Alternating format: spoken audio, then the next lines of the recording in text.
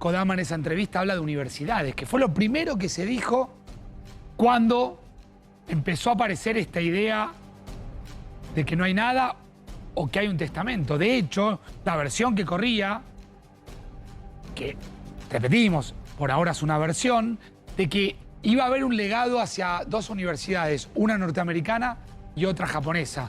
Donde entiendo, Maxi, que Borges dio varias conferencias. Sí, Estados Unidos fue el principal destino en donde Borges dio clases y recibió doctorados honoris causa. Fue el primer gran salto después del premio Formentor en el año 61 en Francia y en España. Enseguida fue invitado por Estados Unidos y bueno, tenía una gran predilección. Viajó mucho a distintas universidades de Estados Unidos. ¿En qué momento él rompe la frontera de Argentina y sus países vecinos? De Argentina, ¿en qué momento él se empieza a traducir al alemán? ¿En qué momento entra en Japón? En el 61. El 61 Borges recibe con 62 años. O sea, destaquemos esto, es un escritor al que la fama o la celebridad mundial le llega bastante tarde. Gana un premio no muy importante que sigue entregando al día de hoy, lo ganó César Aira hace poco, que se llama el premio Formentor, que lo dan editores europeos. Eso cumplió la función, como vos decís, de romper el dique y lograr que Borges empezara a traducirse primero en Francia, después ya en Alemania, en Italia y en los Estados Unidos. Y a partir de ahí fue, como dice Bioy Casares en sus diarios, fue como se desató la fiebre Borges, ¿no? El fenómeno Borges. Fue imparable y Borges se convirtió muy rápidamente en un personaje invitado a dar conferencias, clases y a recibir doctorados honoris causa en todas las universidades del mundo. Él iba a donde lo querían premiar, él iba y dictaba sus cursos, dictaba sus conferencias y particularmente de eso vivía también.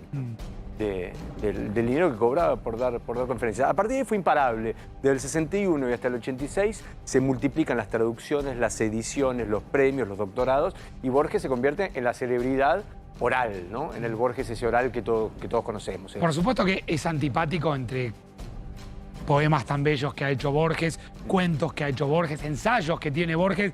Es muy antipático hablar de herencias, hablar de dinero, que es incalculable, porque como Maxi explicaba, se edita, se traduce, se estudia, hay universidades que tienen cátedras dedicadas plenamente a la obra literaria de Jorge Luis Borges. Pero hay una controversia, hay un último misterio. Y hay una lupa gigante que el mundo de la cultura y que en definitiva todos debiéramos poner para cuidar eso que es la obra de Borges, que te habrá tocado estudiarlo en algún momento en la escuela, que si no sos un gran lector de Borges, algo habrás leído, de alguna manera te habrás acercado a un texto, a un poema, a un cuento, y eso quedará en manos de quién. En minutos vas a escucharlo a Marcelo Polino, que vos dirás, Marcelo tenía una relación con María Kodama. Y ni bien empezó esta controversia, él declaró algo, ahora lo vas a escuchar, pero quiero hablar de los bienes, insisto. Es muy antipático hablar en el medio de un personaje tan rico como lo fue Borges, como lo fue también María Kodama, de la que ahora quiero con Maxi abordar un poco, que nos dé su mirada de esta mujer, repito, con sentimientos contrapuestos para mucha gente. Ahora, fíjense la parte en el expediente que hace mención a los bienes, porque en el medio de todo esto hay una fortuna importante. Por supuesto que lo que más podría calcularse en dinero son los derechos intelectuales, pero hay bienes muebles, bienes inmuebles. Fíjense lo que dice el expediente, la señora María Kodama era propietaria de bienes muebles, de bienes inmuebles, como heredera universal del escritor Jorge Luis Borges, era la titular de los derechos de autor de toda su obra literaria.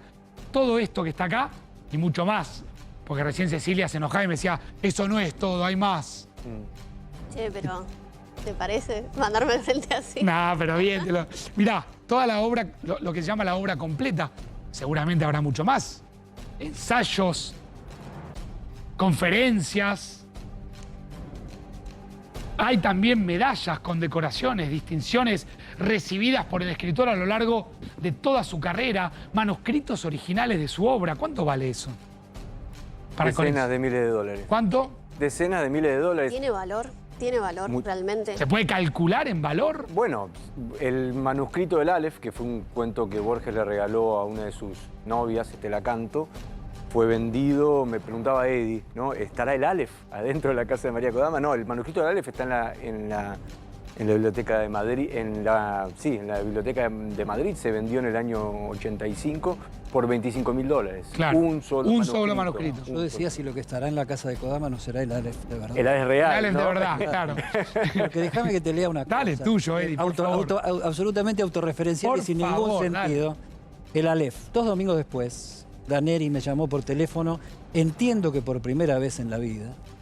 Me propuso que nos reuniéramos a las 4 para tomar juntos la leche en el contiguo salón bar que el progresismo de Zunino y Zungri, los propietarios de mi casa, recordarás, inauguran la esquina, confitería que te importará conocer. Acepté con más resignación que entusiasmo. No fue difícil encontrar mesa. El salón bar, inexorablemente moderno, era apenas un poco menos atroz que mis previsiones. En las mesas vacías, el excitado público mencionaba las sumas invertidas sin regatear por Zunino y por Zungri para quedarse con esa casa de la esquina, donde en el fondo estaba el Aleph. Tenías una casa en la calle Garay vos. En la calle Garay. Tu abuelo. Dos cosas curiosas. El Aleph es, el punto donde se resumen todos los puntos del universo. Una obsesión de Borges. Una esfera tornasolada que está en un sótano. En algún lugar que se escalones. ve solamente en ese punto, y Zunino y Zungri se quieren quedar con eso, tratando de apropiarse de toda la esquina. ¿Le habías permitido que use tu apellido? Bueno, lo curioso que Zunino y Zungri existían, tenían un negocio en Constitución y se dedicaban a las aguas cloacales. Tenían un camión de destapación de pozos ciegos. No eran buscadores de Aleph, precisamente, ¿o sí? ¿Qué habrá dentro de la casa de María Kodama si es que efectivamente hay algo? Si es que efectivamente hay un testamento que pueda echar luz sobre esto que hemos titulado El último misterio, que cada vez que miro el título me arrepiento de haberlo puesto porque seguirán habiendo permanentemente misterios. Esta es una de las propiedades, la propiedad de la calle French. Yo no sé si hace poco en alguna de estas propiedades los robabronces no se llevaron una placa importante que establecía que allí vivía Borges. Pero también hay otra propiedad que van a ver ustedes, que si no me equivoco es Rodríguez Peña, claro. Rodríguez Peña al 1200. Son algunas de las propiedades que indica el expediente que presenta el doctor Soto como parte de lo que se tiene que resolver. Los bienes inmuebles de la señora americana en 2 departamentos donde residía. Rodríguez Peña, 1236, ¿sí? Piso octavo, departamento A y B. Un departamento en French, que mostrábamos recién, 3016, piso octavo B.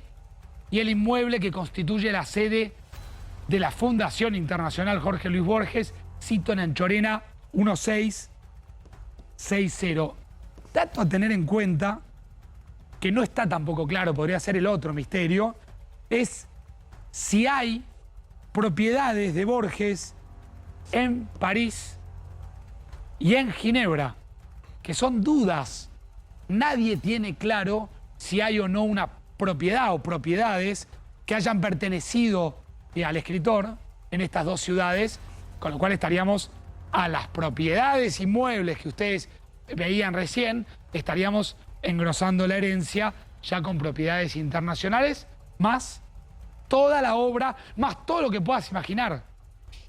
Como lo que contaba recién Maxi, que en algún momento el original, el manuscrito original, porque Borges nunca llegó a escribir en computadora, jamás. No, Borges escribió a mano hasta que quedó definitivamente ciego entre los años 55 y 56, y a partir de ese momento, estamos hablando de 30 años, Borges empezó a dictar su literatura, tanto sus poemas como sus ensayos, como sus cuentos. Porque siempre escribió a mano hasta que dejó de hacerlo porque quedó definitivamente ciego. Y desde ese momento y hasta la muerte de Borges, el destino de muchos de esos manuscritos habría que dar para una novela de misterio, verdaderamente, porque hubo muchos libros anotados por Borges que fueron a parar a la Biblioteca Nacional y fueron robados, vendidos en el mercado negro. Manuscritos de Borges que a lo largo de los años fueron robados también y vendidos en el mercado negro. O sea, hay mucha obra de Borges que se adquirió de forma secreta e ilegal y está ahí en Inglaterra, en Francia, en Estados Unidos, más allá de los que se vendieron de forma legal en casas de subastas y que están en universidades de distintos lugares del mundo.